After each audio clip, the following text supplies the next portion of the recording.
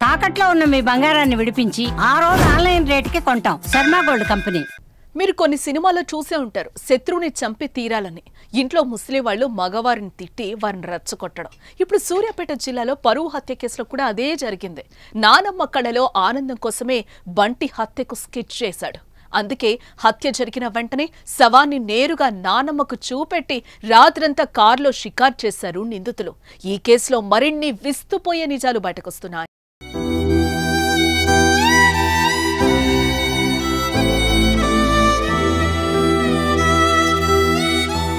సూర్యాపేట కేంద్రంలోని పిల్లలమరి సమీపంలో వడకొండ్ల కృష్ణ అలియాస్ మాలబంటిని హత్య చేసింది మొత్తం 6. బంటి భార్య భార్గవి అన్న నవీన్, తమ్ముడు వంశీ, తండ్రి సైదులతో పాటు మరో 3 ఈ హత్యలో పాల్గొన్నారు. వారిలో 4 భార్గవి కుటుంబ సభ్యులే కాగా వైరి మహేష్ అనే యువకుడితో పాటు నల్గొండకు చెందిన మరో వ్యక్తి సాయం తీసుకున్నారు. తమ ఇంటి ఆడబిడ్డను వేరే కులానికి చెందిన బంటి ప్రేమించి పెళ్లి చేసుకున్నాడనేది హత్యకు ప్రధాన కారణం. స్నేహం పేరుతో ఇంటికొచ్చి తమ చెల్లిని ప్రేమించాడు. బంటిపై కోపం మహేష్ కు ఎంతుందో వారి ఇంట్లో కుటుంబ సభ్యులకు కూడా అంతే ఉంది. ముఖ్యంగా బంటి నానమ్మ ముందు నుంచే మనవరాలు వివాహాన్ని వ్యతిరేకిస్తూ వస్తున్నారు.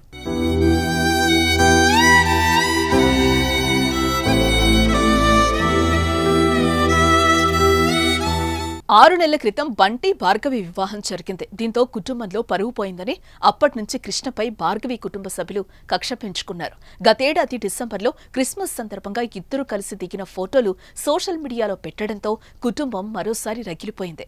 వారితో పాటు భార్గవి నానమ్మ బుచ్చమ్మ ఈ విషయాన్ని అస్సలు ఓర్చుకోలేకపోయింది. తన కుమారుడంటే భార్గవి తండ్రిని మనవళ్లను రెచ్చగొడుతూ వస్తున్నట్టు పోలీసులు విచారణలో తేలింది. అందుకే ఆదివారం సాయంత్రం బంటిని మహేష్ సాయంతో బయటకు పిలిచి బైరు మహేష్ వ్యవసాయ భూమి వద్ద ఆదివారం రాత్రి 9 గంటల సమయంలో హత్య చేశారు.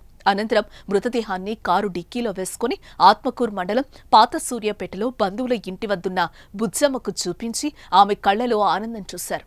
అనంతరం నల్గొండలో ఉన్న మరో మిత్రుడికి మృతదేహాన్ని చూపేందుకు వెళ్లారు. ఇలా రాత్రంతా వీరు బంటి మృతదేహాన్ని కారు డిక్కీలో ఉంచి షికార్లు చేశారు. అనంతరం పిల్లలమరి సమీపంలోని మూసి కాల్వకట్టపై బాడీ వదిలేసి వెళ్లిపోయారు.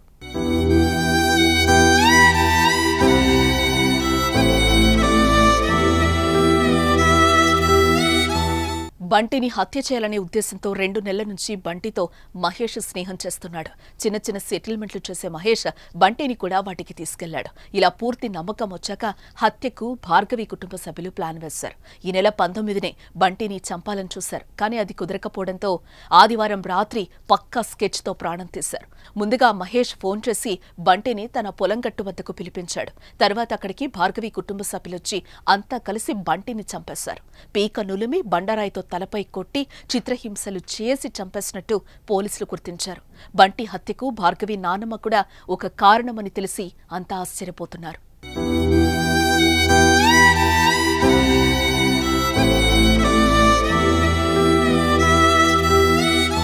ఒక 6 months బ్యాక్ కులాంతర వివాహం చేసుకున్నాడు. డిసీజ్ వాళ్ళ వైఫ్ చెప్పేదాని ప్రకారం నిన్న 5 o'clock బైరు మహేష్ పర్సన్ వచ్చి తీసుకెళ్ళిండు. మార్నింగ్ మర్డర్ అయినాడు. కులాంతర వివాహం వల్లనే జరిగిందని వాళ్ళ ఒక కంప్లైంట్. అది పూర్తి విచారణ జరిపితే కానీ కంప్లీట్ అయితే కానీ మనం ఏదైనా చెప్పగలం. ప్రాథమికంగా వాళ్ళైతే ఇద్దరిని సస్పెక్ట్ చేస్తారు. వాళ్ళు దొరికితే కానీ ఇంకెవరైనా ఉన్నారని చెప్పగలం. దీనికి సంబంధించిన మరింత సమాచారాన్ని మా ప్రతినిధి అందిస్తారు. తమ శత్రువులపై కక్ష సాధించేంత వరకు కూడా నిద్రపోని ఘటనలు, అదేవిధంగా తమ కుటుంబంలో ఉన్న మగవాళ్ళను సూటిపోటి మాటలతో రెచ్చగొట్టే ఒక సన్నివేశాలను అయితే ఇప్పటివరకు తెలుగు ఫ్యాక్షన్ సినిమాలను చూశాము. కానీ సూర్యాపేటలో వెలుగు చూసిన పరువు హత్య కేసులో మాత్రం సంచలన విషయాలైతే వెలుగులోకి వస్తున్నాయి. ఈరోజు విచారణ దాదాపు పూర్తి కావచ్చింది. మరికొద్ది గంటల్లోనే నిందితులను మీడియా ముందు ప్రవేశపెట్టే అవకాశం అయితే కనబడతా ఉంది. ఈ మొత్తం సీన్లో మాత్రం ఎవరైతే భార్గవి ఉందో భార్గవి నానమ్మనే కీలకంగా కూడా పోలీసులు అయితే చెప్తున్నారు. ఆమె రెచ్చగొట్టడం వల్లనే మనవలను హత్యకు పాల్పడినట్లు తెలుస్తూ ఉంది. ప్రస్తుతం అయితే మనం చూడొచ్చు, ప్రస్తుతం రూరల్ పోలీస్ స్టేషన్లో ఉన్నాం. విచారణ మాత్రం పూర్తి కావచ్చిన పరిస్థితి అయితే కనబడతా ఉంది. ఎక్కువ గత మృతదేహం అంతా ఏదైతే రాత్రి 26వ తారీఖు రాత్రి కృష్ణను అలియాస్ బంటిని హత్య చేసిన తర్వాత తమ నానమ్మ బుచ్చమ్మనే కీలక సూత్రధారి. బుచ్చమ్మ పదే వీళ్ళని రెచ్చగొట్టడము, ఎందుకురా అన్నం తింటున్నారు మీరు, ఎలా తినబుద్ధి అవుతుందిరా అంటూ కూడా రెచ్చగొట్టి వాళ్ళ మనవలను మాత్రం మొత్తం కూడా ఒక కక్ష సాధింపు ధోరణిలో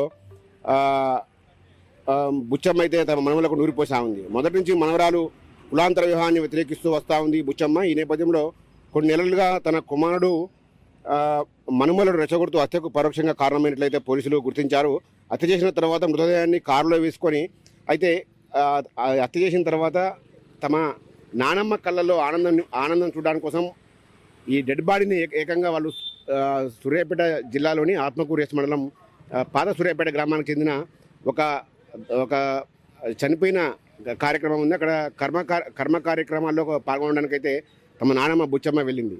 ఆమెకు డెడ్ బాడీని చూపించి ఆమె కళ్ళలో ఆనందం చూసేందుకైతే మనవాళ్ళు ఏకంగా డెడ్ బాడీని కూడా అక్కడ తీసుకెళ్లారు. కానీ ఆ ఇంట్లో వాళ్ళకైతే ఏదైతే కార్యక్రమం జరుగుతుందో ఆ ఇంట్లో వారికి ఎవరికి కూడా తెలియకపోవడం ఇక్కడ విశేషం. అయితే రాత్రి సమయంలో అక్కడికి వెళ్ళి కారులో డెడ్ బాడీని చూసిన తర్వాత ఆమె ఒక్కసారిగా ఆనందపడిన సందర్భం, ఆనందపడి శబాష్ మనవాళ్ళు అంటూ ఆమెను వాళ్ళని వెన్నుతట్టి ఒక ఫ్యాక్షన్ సినిమాని అయితే తలపిస్తూ ఉంది.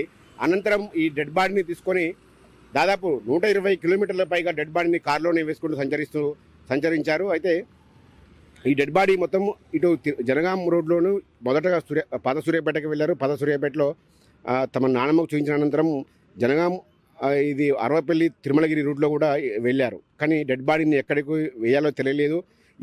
ఈలోగా తెల్లవారు వస్తుంది, తెల్లవారితే కనుక మళ్ళీ ఇబ్బంది అవుతుందనే ఉద్దేశంతోనే వెళ్ళి తమ గ్రామ శివార్లోనే ఒక చెరువు కట్టపై పడవేసిన పరిస్థితి ఉంది. ఈ మొత్తం వ్యవహారంలో మొత్తం ఇప్పటికే వాళ్ళ నానమ్మను కూడా పోలీసులు అదుపులోకి తీసుకున్నారు. ఆమె నానమ్మ రెచ్చగొట్టడం వల్లనే వీళ్ళు ఇద్దరు మనమలు నవీన్, వంశీ ఏదో బైరు మహేష్తో హత్యలో పాల్గొన్నారో నవీన్ వాళ్ళ మనమళ్ళు భార్గవి సోదరులు నవీన్, వంశీ కూడా వాళ్ళ నానమ్మ రెచ్చగొట్టడం వల్లనే పూర్తిగా హత్య చేసినట్లయితే పోలీసులు నిర్ధారణకు వచ్చిన పరిస్థితి. మరికొద్ది గంటల్లో మీడియా సమావేశం ఏర్పాటు చేసే అవకాశం ఉంది.